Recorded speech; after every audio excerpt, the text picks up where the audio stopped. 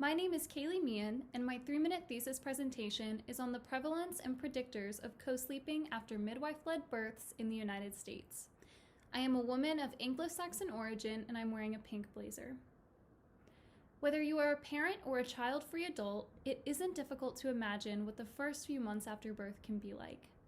Many of us have heard about the sleepless nights as one of the many perils amid joys that new moms and dads face. Crying infants are sometimes hungry and sometimes crying because you don't know why. Nonetheless, waking up every few hours to soothe an infant is very normal.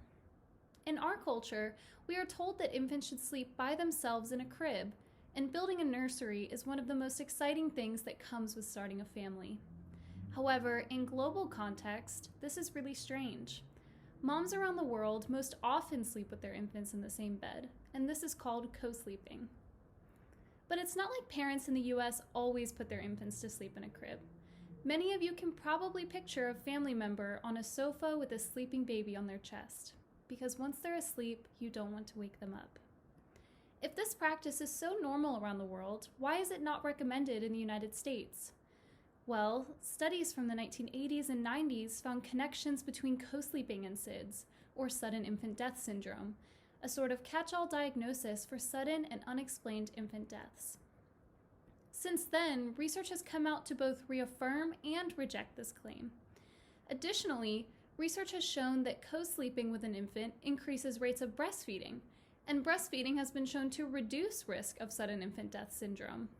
It's a lot easier to breastfeed at night when your infant is right next to you, and it is a lofty expectation for mothers to both breastfeed through the night and do it every few hours for 6 months or more and sleep separately.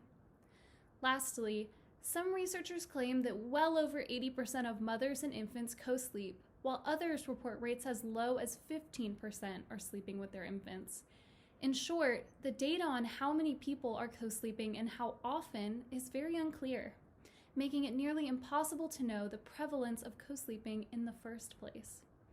Whether you believe that co-sleeping is safe and healthy or dangerous and potentially deadly, we need more data on where infants are sleeping, who is co-sleeping, and how often families are co-sleeping. At the end of the day, an infant will not remember whether it slept alone in its crib or in bed with its parents.